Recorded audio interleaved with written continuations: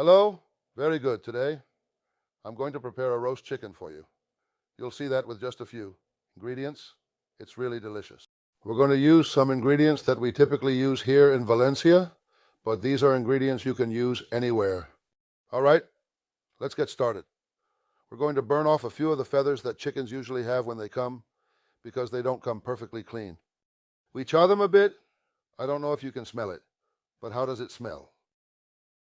It smells like the feathers. Do you see those little hairs they have around there? We remove all of that, especially here on the legs.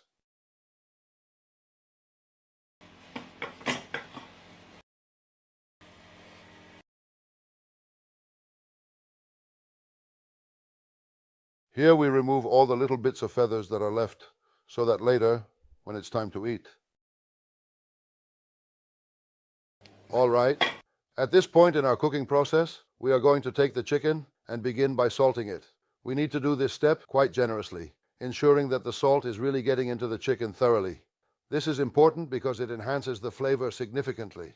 Once we have salted the chicken properly, we will set it aside for later use.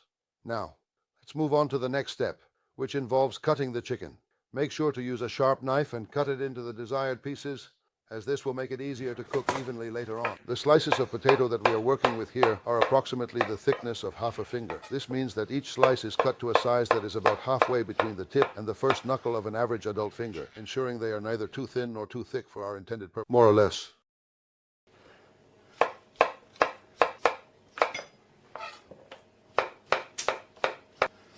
We're going to make this for 4 people. This chicken, as you can see, we're going to make it just with delicious and tender potatoes. We're not going to add any onion or any other ingredients or anything.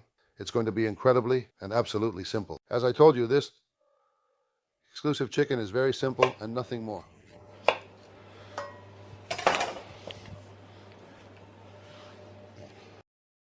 We already have the potatoes, so let's just add a few small cloves of garlic, a little, 2 or 3 peppercorns, and some fresh aromatic spices, like a couple of bay leaves and the fragrant herbs.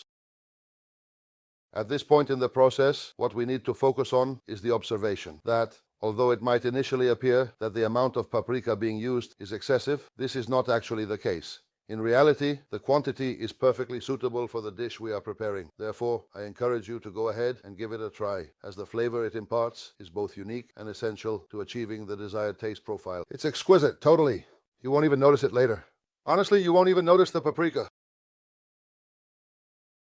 Here, a little of the secret is with this. You'll also see, this is what we call the Valencian picada, which is garlic, parsley, and oil. That's why I didn't add oil earlier, because with the oil, it's already here. And with the salt that has fallen into the pot, and the salt that the chicken has, it's all complete.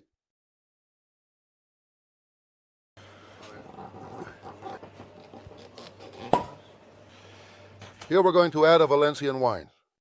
A wine from the Marina Alta. It's made from Muscat grapes. It's not sweet, but this will give it a touch. It's a dry wine, but it has a hint of sweetness that will add a special touch to this dish. We'll add this, the wine and a little bit of water.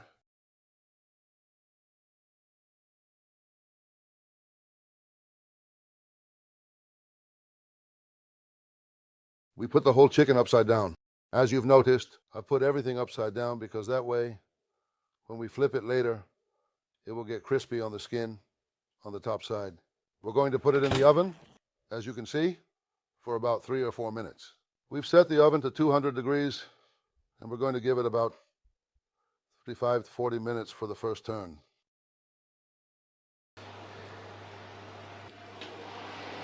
Well, this is ready too. Let's flip it over.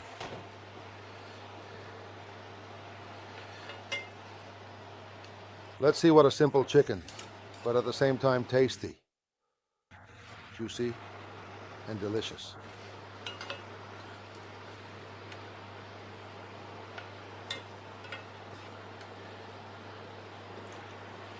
Notice how the paprika and the picada have disappeared.